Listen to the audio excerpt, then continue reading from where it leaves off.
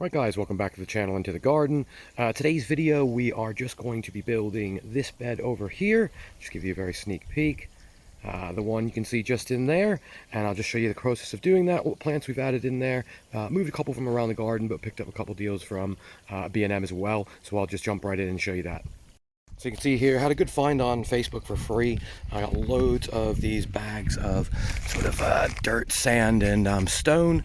What we're actually going to do with this is to start backfilling. You can just see I've unloaded a couple of these here into this bed now. This bed is not going to be sort of fully done once I fill this. Of course, this whole brick edge here is going to be removed and re-put up, but I think the way I'm going to do that is to basically build the brick just off the edge here. And then what we can do is kind of backfill that as we go. But for now, just going to get this in and planted. We did end up picking up one of the 8.50 Cascadia spider's webs, which you can just see there. Quite a nice plant, good size on this one. Definitely bigger than the smaller ones we picked up previously. Also got a great bargain on this. So this is your Phormium Sundowner. 16.50 it was, down to 5. A little ropey. But again, I think it's going to go nice in this area. I'm also thinking of transplanting one of the Trachycarpus palms that I've got into here as well. But what we'll do is just get this kind of filled in, start planting it up, and just show you that. So you can just see I've got a few more loads in, quite a few bags. This is only just probably a third of it, 2/3 of it, somewhere around there. There's quite a bit left, which I'm going to grab at some point soon. But I think for now, I've got enough to sort of fill this little bed area. Of course, these sort of dead grasses are going to be removed. They've just been there because I haven't had any place to put them. But what I'm going to do is just to get most of this dirt in, take a look at what it looks like, probably plant in the Cascadia. We'll show you what the roots look like on the Cascadia and the Phormium. And let me just take you over this way just to show you where we're going to be getting the Trachycarpus from. Now, down in this area of the garden, so just walking through the mini golf course here, you can see we've got this bed off the back, which again is very messy. Don't really do much back here, but the main reason we're going to be taking out this Trachycarpus, which you can see here, and again I've neglected the weeds and everything here, because essentially what we are doing guys is adding a large summer house back here, getting rid of the blue shed, which does mean this Tetrapanax will need to come out at some point, which I'm a bit worried about. I know they don't transplant very well, so I'm just hoping I can save something. Probably gonna do that a little bit closer to the winter time, yeah, it's a bit of a shame. I mean, this plant now is about 3.5 years old, and you can just see in 3.5 years, starting from a very small plant, really sized up on that side.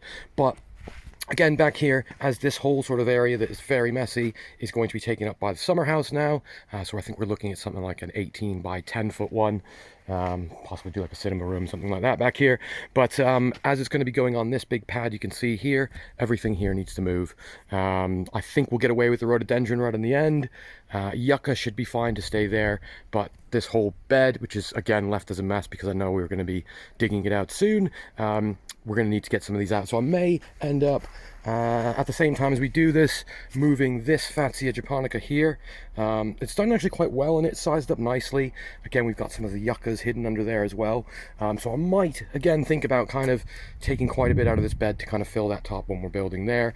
Problem with this palm, again, not in the greatest spot. You can see it's tried on a very tiny leaf here. It's not getting great sun. Again, I just think it's in the wrong spot basically. And as the summer house is going to be completely sort of covering this area anyway, again, you won't see anything sort of past this rhododendron here moving back. So again, I think what we're going to do is I'll get these all dug out, kind of show you again what the roots are looking like on something that's been in the ground now for some time, and then also show you that getting all planted up there. Sorry about the mess, guys, but you can just see here now we have dug a few of these out the back. See the Cascadia japonica come up pretty nicely. Not much root below it, but I'll show you that there as well. The yuccas, again, just take a look underneath. Decent amount of root from that. Hopefully it should take hold. Again, I have pretty good luck with yuccas, even with minimal roots there. We've got the Trachycarpus, again, the one that was damaged, which I just showed you. Now you can see in this one here, I believe this has been extremely root bound, because underneath here, this is bone dry and it should have some moisture in it. And I think that's part of the reason it wasn't very happy. So hopefully this kind of mix of sort of sand, gravel, stone, things like that should give it a lot better drainage in here, and hopefully that will thrive. Also, I'm thinking of putting this the bamboo cutting that I've had here. I may get that one into here as well, but I think I'm going to keep it in a pot and just kind of bury the pot so that we can keep it contained on that side. What I'll do is just get these planted in and just show you what that looks like. And as we usually do, having a look at the phormium roots, nice little root ball on that one. That should do all right. The compost at the top's quite dry, but once again, I think in this better drainage, it should do well. Fatsia, spider's web, again, hardly anything on these. Again, I think these are kind of fresher cuttings on these.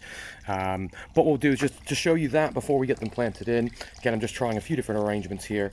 I think I'm keeping the palm sort of in the middle. And again, what we're going to do is just kind of marry some of these along the sides, and then we can think about getting some of the ground cover and stuff as well on that side. But get these in, just kind of show you where the final placement is for these ones on that side. So you can just see here now, we have got that all planted in. I've chosen to go with the spider's web kind of off the front here.